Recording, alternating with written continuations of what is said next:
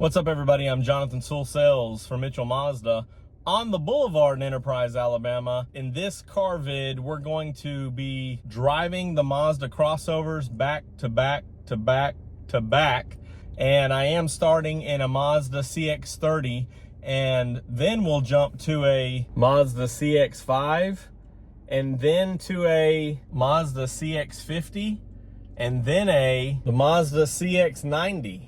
And the purpose of today's video is to give you some quick impressions of the differences between the crossover lineup, comment on the slight differences between each crossover. The overall goal is for you to, in just a matter of 10 or 20 minutes, help you narrow down which one may be the best choice for you.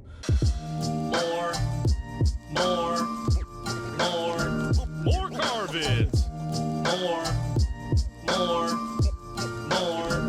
More car vids.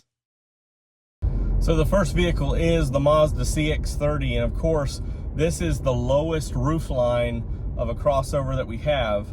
And so it is a little bit of a falling in and climbing out scenario when you are getting in, because it has a lower hip point.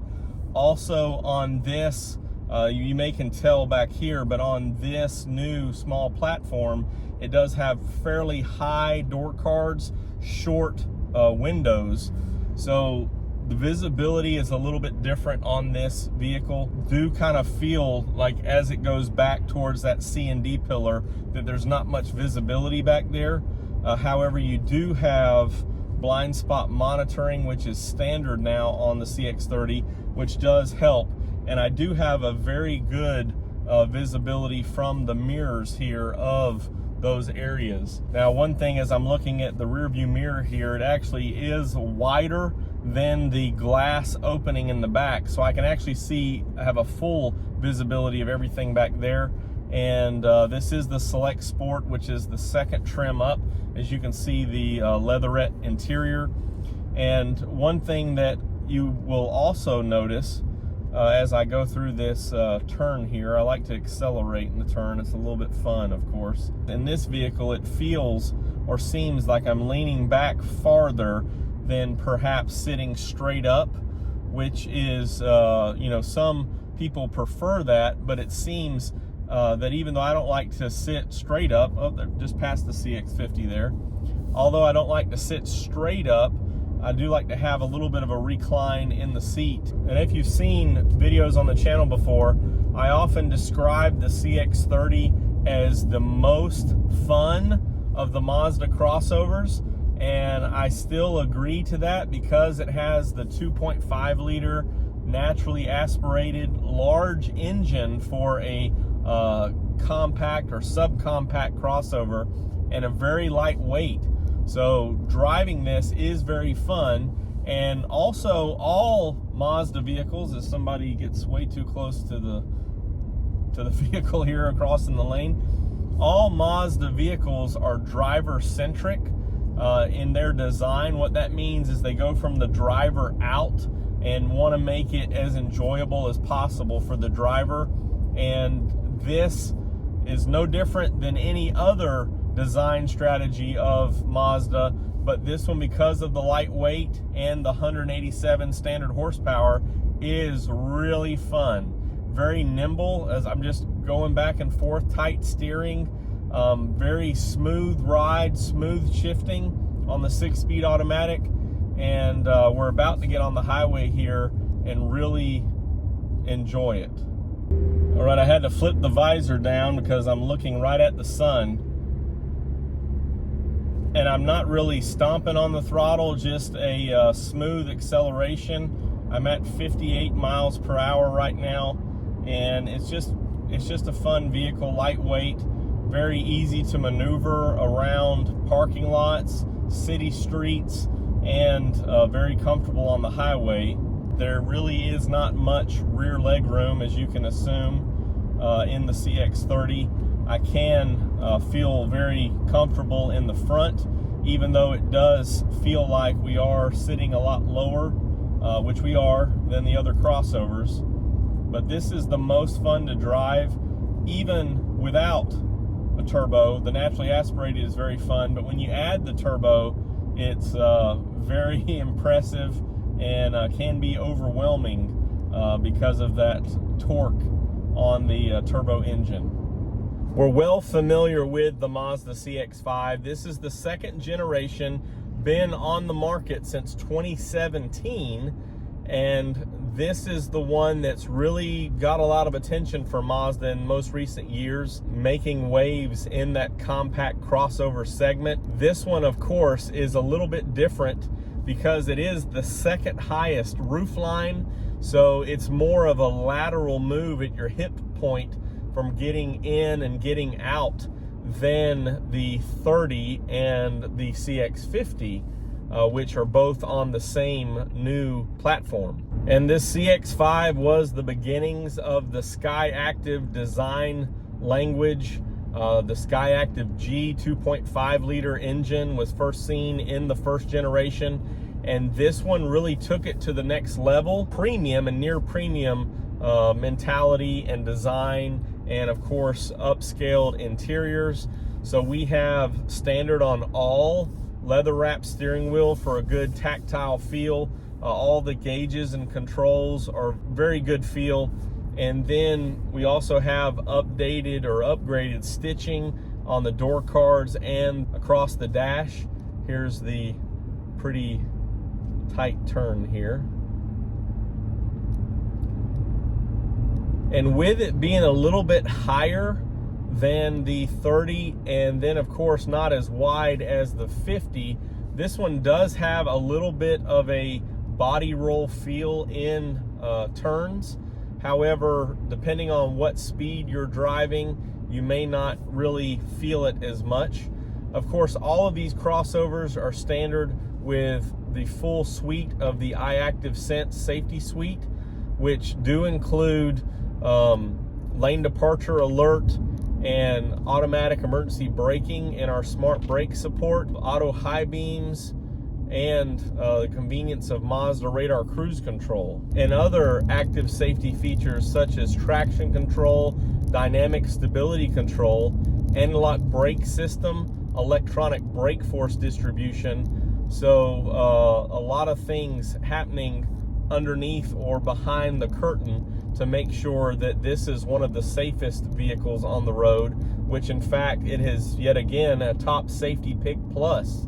And from 2022 and newer, all-wheel drive, the iActiv all-wheel drive was standard. So front-wheel drive first in these first three crossovers, with the support of traction from the rear axle as needed through that iActiv all-wheel drive. So an overall fantastic drive, very quiet cabin, as you have acoustic glass front windshield and acoustic glass side windows. So very quiet, very roomy.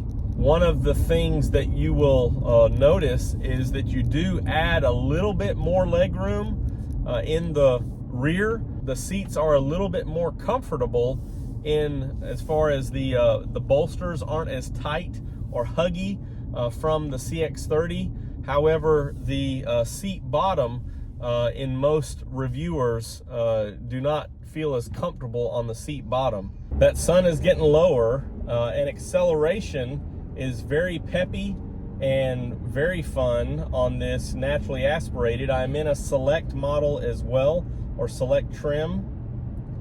One thing I will say is that I love the full leatherette update to the 2024, and it is perforated, so the seat bottom that I was just talking about actually feels a little bit more comfortable than previous years with the ultra suede on the insert.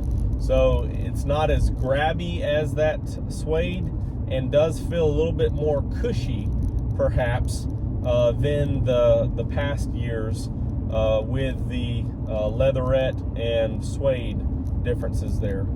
CX-5 has a little bit higher window, so a little bit better visibility, and not as tapered back as the CX-30 feeling from the inside here as the CX-30 because of the wider vehicle. I prefer Even though the CX-30 is more fun, I prefer to drive the CX-5 because it does fit my family better when I have all 4 kids, but also a better opportunity or availability of cargo with passengers than the CX-30. And I mentioned the body roll earlier, which again, I only really feel in tight turns, but overall, it's a very stable feeling vehicle, not as grippy on the road, if that's a proper description there, as the CX-50 that we'll be driving next, but a very comfortable and smooth ride, very good shifting. Again, the same 6-speed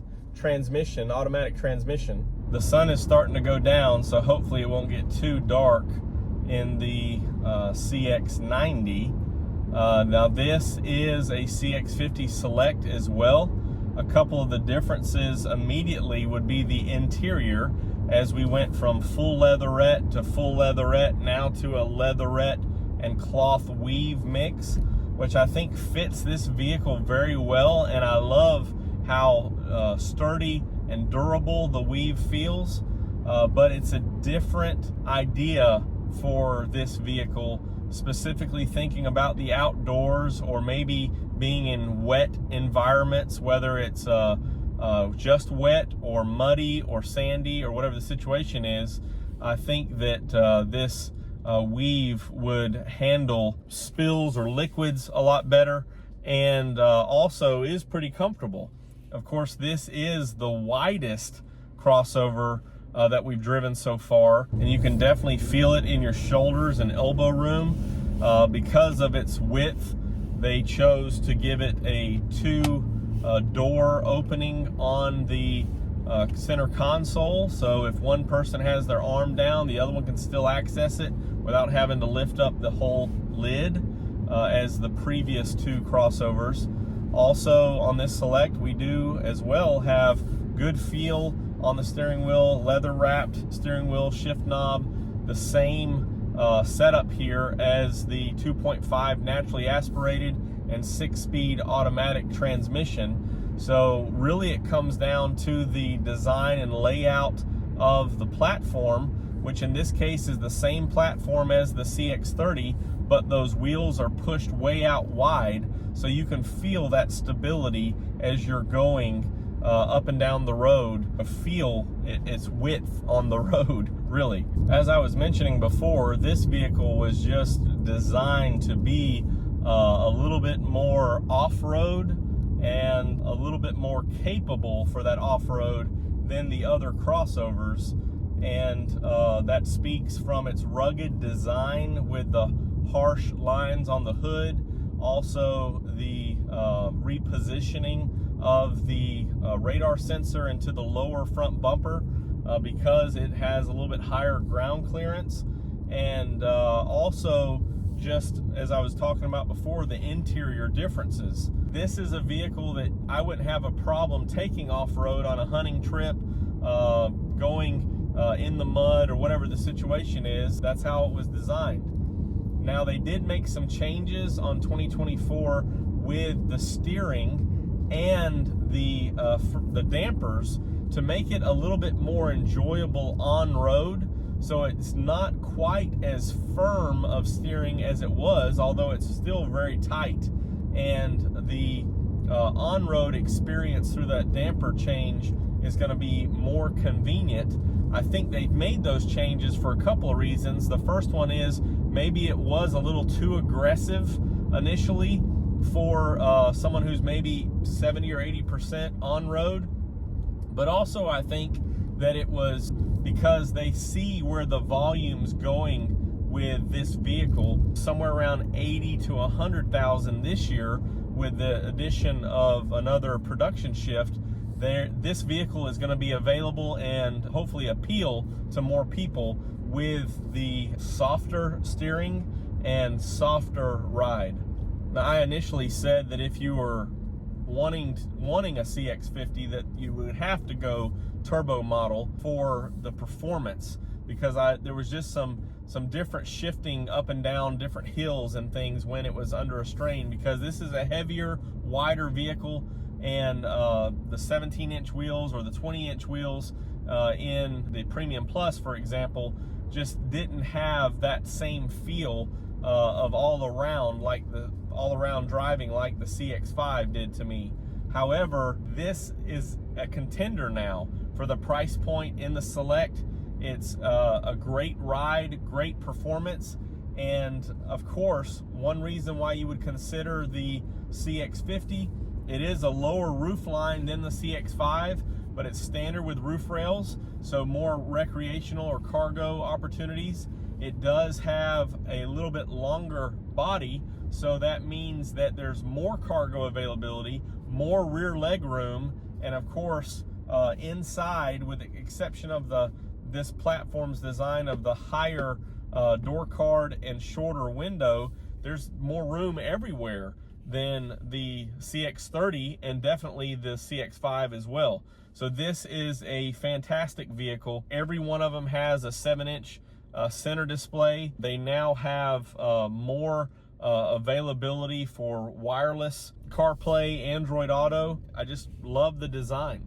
And this Select with the 17-inch alloy wheels has a lot of cushion from the rubber, but also still gets great fuel economy. So it's a perfect everyday vehicle, and then available for the weekends when you're wanting to haul something up top or carry a cooler or other cargo in the back and have plenty of room and convenience for your passengers as well. CX-5 and CX-50 are going to be vehicles that you have to check out together and see which way you go. The Mazda CX-90 is really something special, and I know that it's starting to get dark and my quality of my video is probably a little bit worse, or the worst that it's been all afternoon here, but we really can't discount the Mazda CX-90 just because of its price point. It is the highest starting price of all the crossovers that we now offer.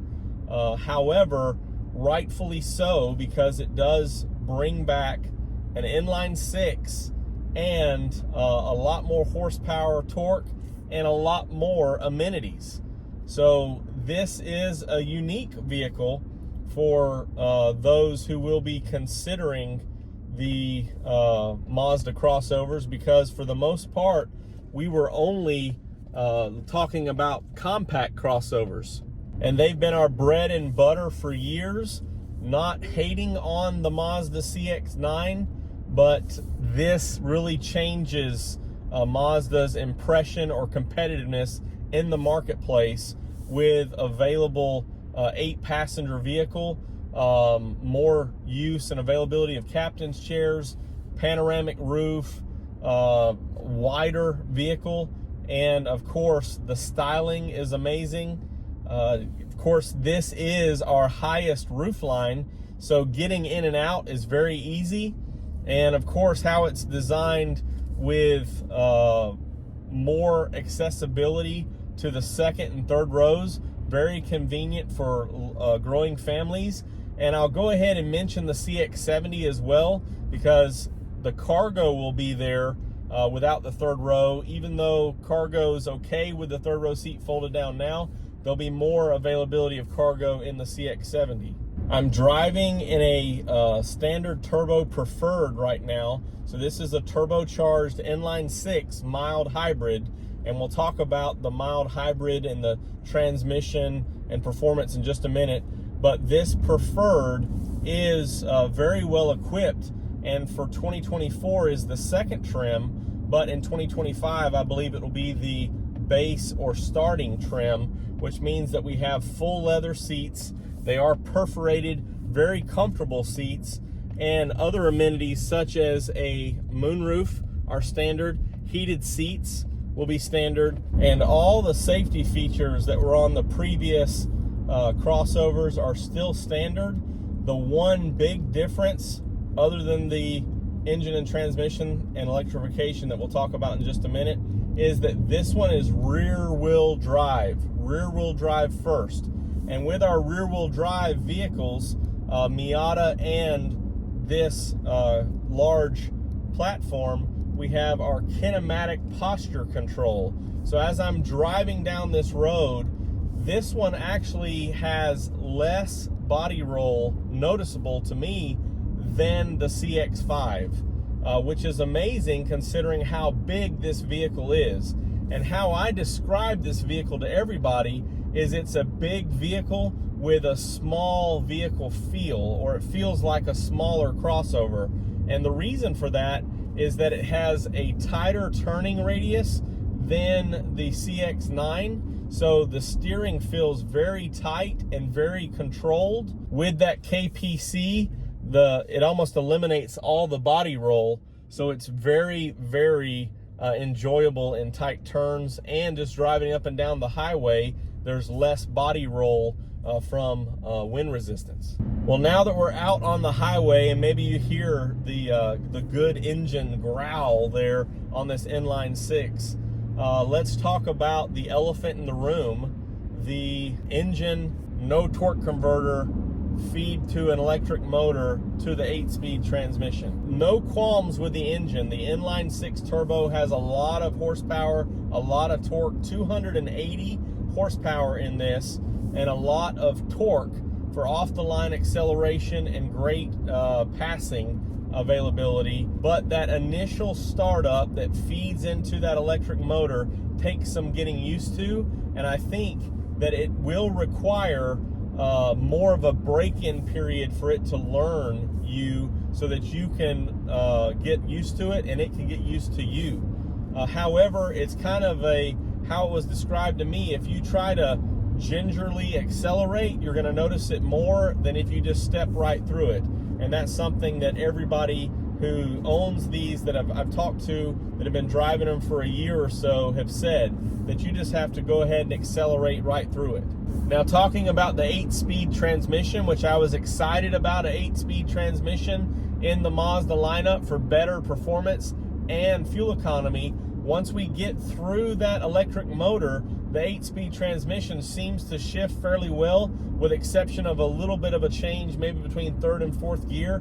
But for the most part, it's very smooth, and I think that those differences in the layout are something that you could easily get used to and still enjoy the CX-90. This is definitely going to be a flagship crossover for Mazda, and have lots of room for passengers, cargo, lots of convenience, and lots of upgraded premium amenity, which this vehicle standing out throughout the industry. Current Mazda owners are excited about it if it's their style, and new to Mazda drivers are excited about it as well.